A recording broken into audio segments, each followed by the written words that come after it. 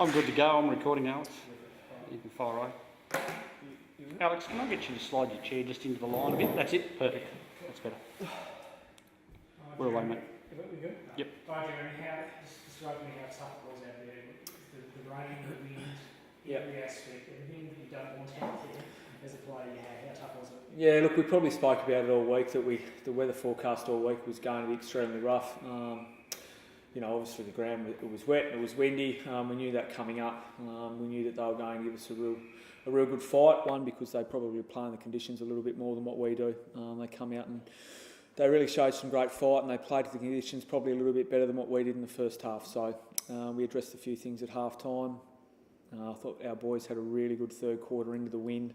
We were able to hold them, and I think we kicked 5 points or something like that. So, look, really good third quarter. Probably set up the win at the end of the day. Yeah, that was key. Like I said, against the wind that came out, obviously didn't have as strong a scoreboard impact as you could in that period, but you at least got it to a point that you went into that final quarter with the conditions in your favour. Yep. What did you say at half time? What did you focus on? In the first half, it did look like at half time the Dockers was all going to go. Yeah, we probably thought we overused the ball a little bit. I know it sounds a little bit stupid, but in the conditions, I thought we tried to probably have one or two handballs. It was probably a one handball game, quick kick. So I thought we overused the ball a little bit. I thought our midfield probably at times was a little bit Russian roulette. We allowed the Dockers a heap of guys on one side of the stoppage, and we were standing on the other. So we just tried to mix that up a little bit. I thought Brady Jones and Jackson O'Brien and Justin O'Brien in the third quarter really set the tone for our footy club, and I thought they were fantastic in the last. But their third quarter alone was pretty special. In that final quarter, obviously, then you're able to get the score back to get a break. Yep. Walk away feeling like it wasn't that big a margin between the two teams? No, I don't think there was a big margin at the end, really. It's just really who can get the momentum at the time and probably use the ball a little bit better inside 50. I thought earlier we probably kicked the ball to the goal line a lot and it just gets spoiled over, whereas in the last quarter we probably got the ball, we started to win one-on-ones forward, and then when we got it in, we sort of used the ball a little bit better, probably about 15 metres out. It gives our Crummers a chance to have a shot on goal. We had a couple of really good one-on-one marks from Murphy Cohen, which was great to see, and finished off his work, which is fantastic. And obviously the impressive part was to finish so dramatically with the score, but I think 7 goals in the final quarter. Yep. Conditions like that, that's just outstanding. Yeah, so we think that's been a real strength of ours, our final terms so far this year.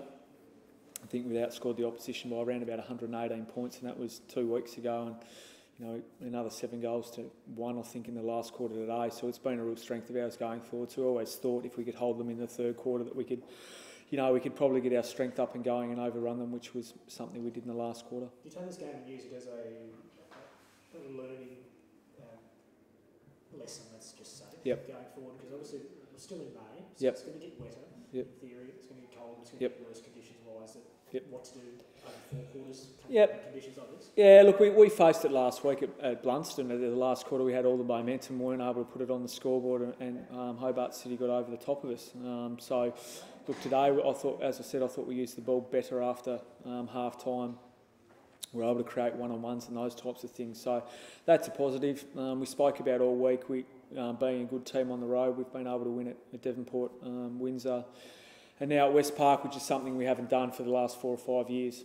So to get 3 wins on the road, we've got one more trip to Utah Stadium, to North Lonnie at the end of the year. So that's obviously going to be a major test. But I think a year is built off wins like today. When your backs are against the wall, 2 on the bench, freezing cold conditions and wet weather footy was fantastic. And obviously important to get back on the winners list after last week's sort of blip, especially considering what you did 2 weeks previous. Obviously do it short. Not that you can waste a result like that against Webberley, but if you back that up with 2 losses, then that's... Yeah, that's exactly right. So it was a must-win game for us today. We didn't come to play last week. Our intent and want for the contest and defensively to close them down was poor. So coming up here today with the weather like it was probably exactly what we needed, just to get us, get us back down to being, hard at the ball, closing them off. So it's probably something we really needed today. A really good scrap, which is what we got, and we got away with the 4 points, which is even better. Did you do anything different recovery-wise? Because it was a tough one out there. A lot of sort of bodies, a lot of guys coming off the ground, especially in the second half. I think North Launceston next week. So Yeah, we have got North Lonnie next week, so that's obviously a major challenge. Look, we probably won't change that much during the week. I'll come and review the tape on Monday, what we can get out of it. Then we'll start preparing for North Launceston. Maybe Tuesday night's a little bit lighter. We'll reassess the injuries that we got today with Matt Ling and Shane Bradford. I think the Mariners are available again next week, so we'll probably look to bring a couple of those guys in. But look, a major test, the best team in the competition next week. talk through those injuries. Well, Matt Ling, someone slid in and took his knees out from underneath him. We're not sure of the extent of the damage. He's up walking around, or he's on crutches at the moment, so he'll have to go get a scan early this week. Shane Bradford was back into the team today. He's popped his shoulder out. They had trouble getting it back in, but I think he's in hospital now and he's back in. So, look, probably not a chance to play next week. Look, we've obviously got some injuries to our top end with Cox and Callanan and Gleeson and Roberts and those types of players. Now we've copped another 2 today, but that's footy. We need to move on and prepare well for next week. Do you like any of those guys back? No, I won't have any of those guys back till after the bye. So we've got a state game, club bye state game. Yep. But obviously, again, this makes that challenge more difficult against North Launceston. But one of you guys are up to having done it against Grenoble. Yeah, look, I'm sure they've got some injuries as well. So, look, we just need to play 4 hard, consistent quarters of football. We'll go in with a game plan against North Lonnie. Not that our game will change much to the way that we play in the drive, but we'll probably just have a few focus areas for those guys, and we'll try and shut them down as best we can. It'll give us a great indication of where we're at. Just throwing some names today. Who really good impression? You mentioned a couple. Yep. Jones and O'Brien. So yep. Who else?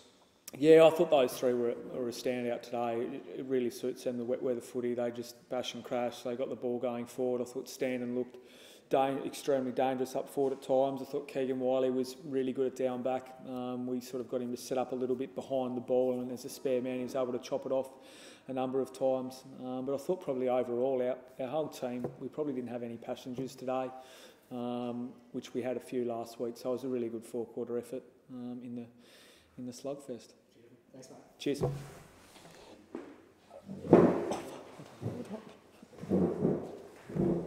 right, boys. Thank you. See you soon. You too, mate.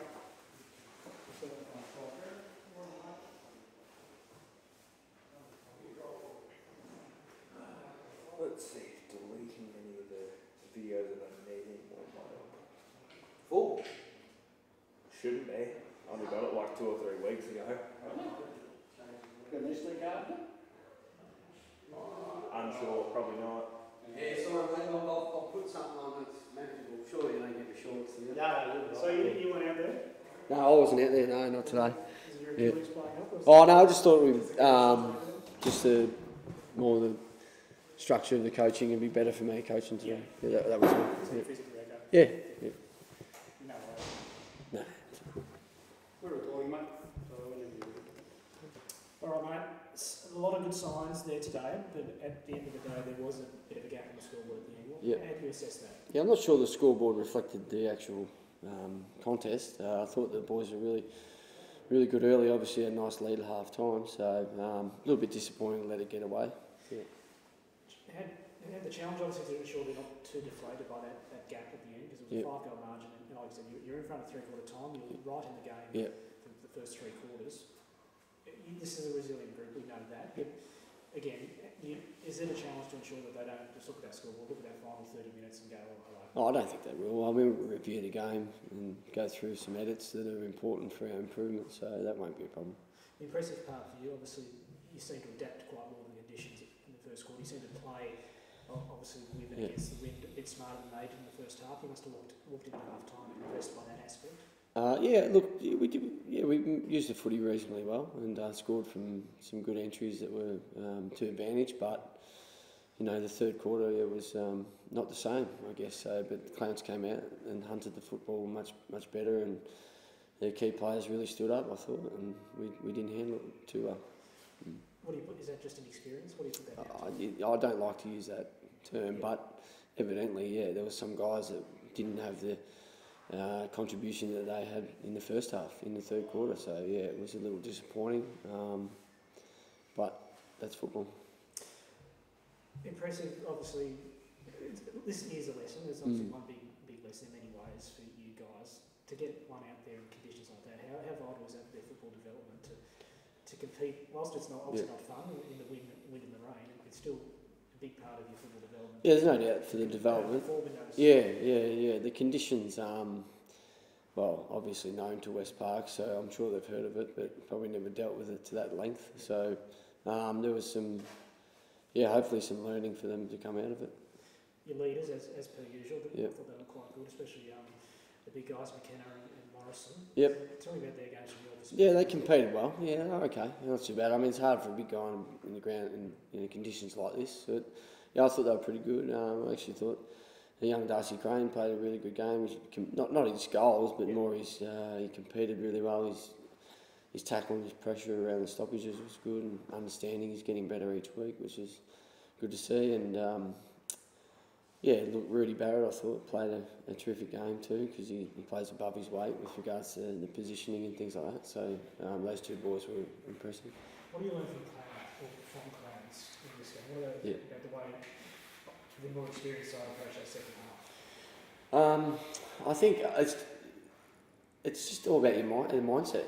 I mean, we showed in the first quarter that we could play the conditions as well as they could, but you know, when you've got a few guys that obviously don't have the games under their belt, but guys in the past have, then, you know, it can't be just left up to the Walter boys and the prime movers to get the job done. It takes a team effort and a collective effort to enable, you know, our inside 50s and our clearances and things like that. So it's just more about understanding the phase of the game and how important it is for that quarter that, you know, we really do the fundamentals well, which our structures, we fell away huge around our forward line. And then, you know, as the time goes on, panic sets in because you know you can only score in one quarter. And then it got away from us a little bit and they just started ball watching rather than, you know, trying to get our structures right and understand the fundamentals. Is that just a time thing? Once a bit more time out there, experience, confidence, all that come together, that they'll eventually click? Well, I hope not, because we don't have a lot of time this season. So, you know, we want to win games this year. We want to be there, you know, hunting. And I think we're capable. So it's about getting that right as soon as we can, as soon as possible, and enabling it, you know, to play 4 quarters, because it's been our issue. Any injuries? Obviously, it's a tough game. We lost Rubok early. He's got a concussion, so I think and then apart from that, I think everyone was all right. Also, next week, I think you're Lauderdale. Yeah, Lauderdale. Obviously, that's a long trip, as you know. Yep. You've already done that trip this year. How do you approach that going in, especially from a recovery aspect? Oh, wait. Conditions. Do you do anything differently during the week? No, we'll just stick to the same process. Monday night recovery and review, and then training on Tuesday and Thursday. So we'll have a bus trip on Friday. So if anything, it's a good opportunity for the boys to spend some time together and continue to develop, I suppose. Yeah, so we'll just take it on. Your last trip down there wasn't too bad? Yeah. No, all our trips down there have been, you know, reasonable at this stage. So yeah, we're looking forward to it. Thanks, mate. Thank you. Cheers. Thanks, mate. Thank you. Oh, good. Right. Yes.